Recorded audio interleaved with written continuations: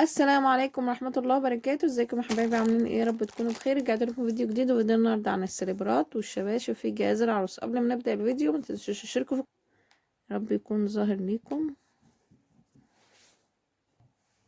بالشكل ده يا حبايبي اهون. تمام. طبعا انا ما اعرفش هو يعني بيبقى مقاس الراجل كام، بس انا جايبه يعني مقاس كبير اللي هو مقاس 42 43.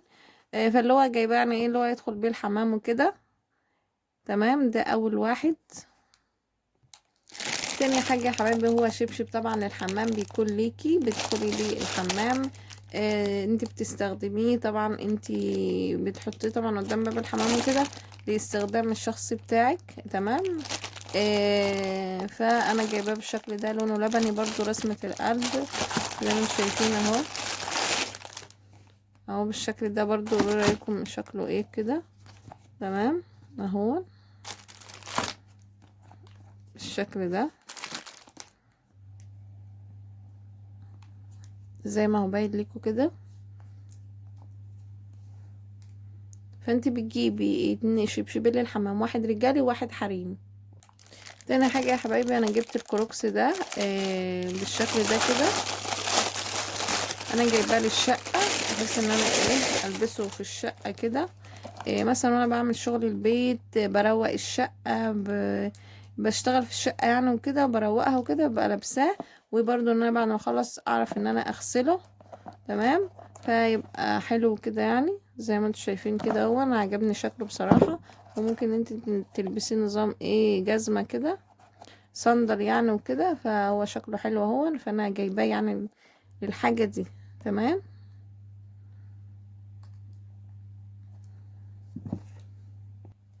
جبت برضو يا حبايبي الشوز ده، هو الشبشب ده برضو جايباه نفس الاستخدام، ان انا البسه في الشقة وانا بروقها او انا بعمل اي شغل فيها، او برضو وانا قاعدة ايا كان ان انا ابقى قاعدة بشوز كده. يعني ايه استخدام برضو في البيت.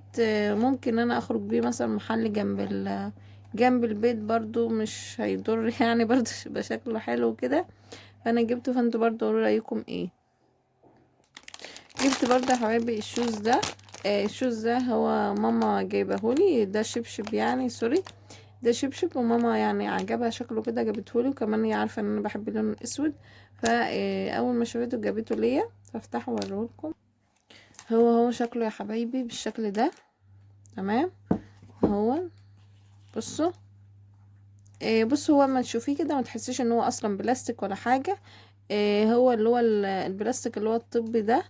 مش البلاستيك اللي هو الوحش، لا هو بلاستيك طبي. وعالي كده، فبرضه يبقى شكله شيك جدا. وهيبقى سهل في الغسيل بتاعك. انتي تلبسيه في الشقة برضه شكله حلو، ومش هيبان ان هو بلاستيك خالص. فعجبني جدا وعجبني، وقلت ان شكله حلو اهو زي ما انتم شايفين.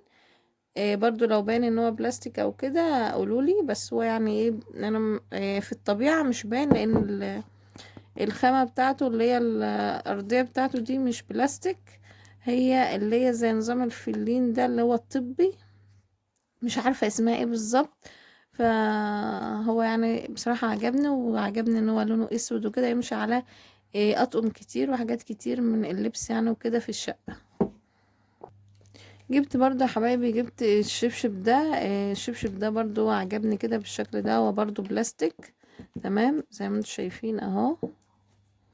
تمام.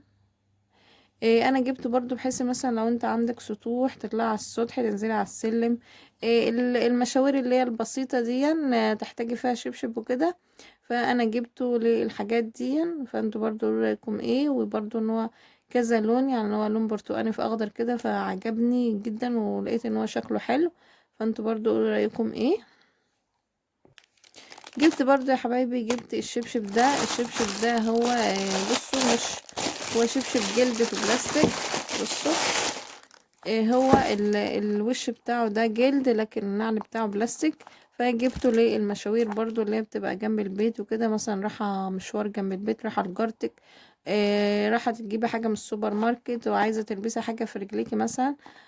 فده يبقى يعني ايه كده للحاجات دي يعني وكده. انا لسه مش هلبس جزمة ومش عارفة على حسب بقى ايه الحاجات اللي انت بتلبسيها ايه. تمام يا حبايبي. فانتوا برضو قولوا لي رأيكم ايه اهو. جبت برضو يا حبايبي، جبت السليبر ده، هو كان كان يعني ايه شفته كده فعجبني برضو ان انا البسه في الشقة، على على اللبس وكده، برضو ان انا امشي بيه في الشقة.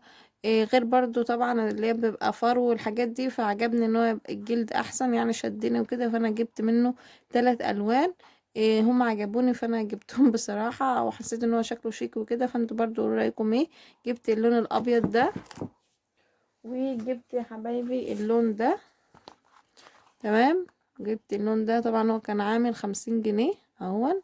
وجبت اللون ده برضو ان هو عجبني كده فانا جبته. وجبت يا حبايبي، وجبت اللون الاسود، برضو هو عامل 50 جنيه اهو. جبت اللون الاسود. تمام.